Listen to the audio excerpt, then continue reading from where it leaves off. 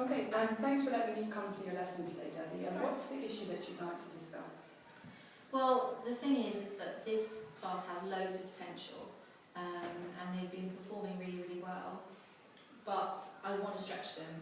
They're really capable of getting sort of B's, A's, A stars. But what I found from teaching them last year is that the class definitely relies on sort of the same kind of 4 or 5 voices all the time, and then the rest of them will just go, oh well, he's really clever, he talks loads, let's hear what he's got to say, and then we'll just sort of sit here passively. So my big goal this year is to try and get more students involved in the discussion and have the confidence to share an opinion, but also they might change their mind at some point, that's acceptable as well, and to build on each other's contributions. So that's what I'm really definitely going to be working on this year. Okay, so from what I can gather from what you've just said is really just trying to ensure that every student is getting actively involved in that questioning process and responding to ensure that they're all making as much progress as possible. In terms of when you're thinking about the importance of this in your day-to-day lessons with this particular class, how important do you rank this issue?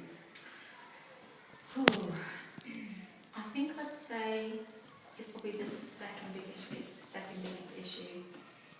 But then the first issue I'm about to say is linked as well, in that I have 4 boys in the class, 2 who are here and 2 over there, who can make or break the lesson depending on their behaviour. And I don't mean they're necessarily badly behaved, but how into it, how much they can be bothered to get involved.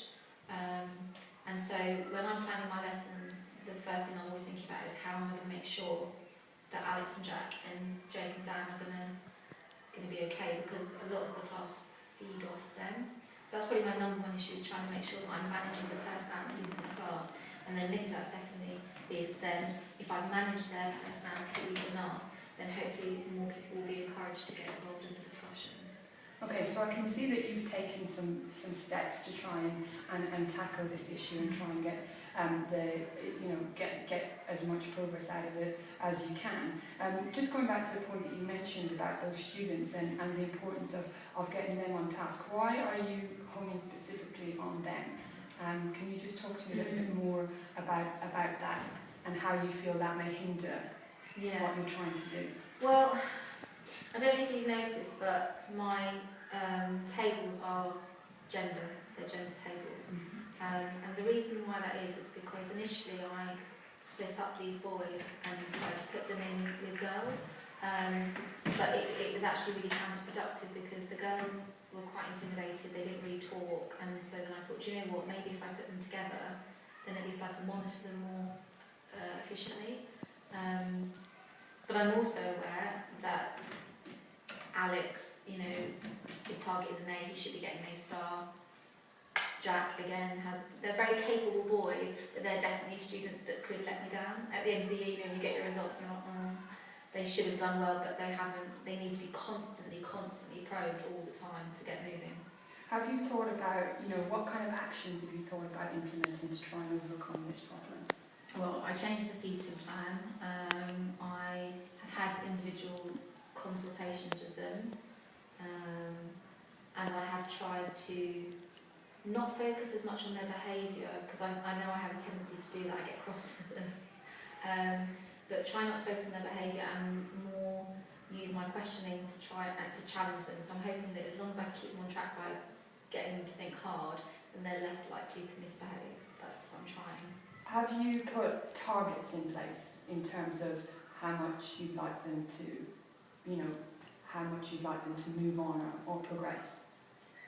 Actually, that's really interesting. No, I haven't. I haven't put any sort of targets in place. I mean, we've had conversations, but we haven't made any sort of contracts, so to speak, about what I expected. I kind of assumed that they knew what I expected of them, but maybe they don't. Maybe that's something that you could start to investigate and think about now. So have you got any ideas or suggestions about how you might put something like that in place to get the most out of the students? Not at the moment, but I think I definitely could go away and have a think about that. I need to think carefully about my language, because they're smart, this is a smart class, so they do have a tendency to be cynical about things. So I would need to think carefully about how I constructed that conversation so that they took it seriously. But I could definitely go in and have a think about that. Is there anything I could do to help get the plan in progress today, or anything you'd like to discuss in more detail to allow you to act on that? Was there anything in particular that you noticed about them that was really positive, that maybe I could sort of set up a contract with them with positive language, not negative language, like you're not going to do this, you're not going. I would like to frame it in, it's been noted that you're really good at this, so I want to see more of this. It was evident that the students were thoroughly engaged throughout the whole lesson. You've got students providing some incredibly in-depth answers, and not just, they were quite open-minded, which was fantastic. They were able to provide their own scenarios to support the points that they were trying to make, and I think if you were to tap into the fact that they have the knowledge and they have the understanding, if you took that approach in your planning, maybe you'll be able to involve them more in what you were trying to do with them. Do you think, is there anything No, I think that's you really good. think you could? I think definitely before you come back next time to see me, I think if we focus on that, I'll have a think about the language that I want to use and set sort of some contracts with the kids and think about what I want to see more of, and maybe praise that, because I don't think I give enough praise to them, I just expect it. So I think maybe if I praise a bit more and think very careful about the learning behaviours and what I want from them, if maybe when you come in next you could see if you think that's making any impact. That would be great. It's good for us to have something set in stone. So in the next time I come to see you, I expect to see that we've started to work on the contract with the students and that grading praise embedded into the lesson to really encourage them to get involved. That would be really positive. Is there anything else that you'd like to discuss with regards to this issue today? Or? No, I think that's enough for the first time. Okay. Yeah. Thanks for your time. Thanks.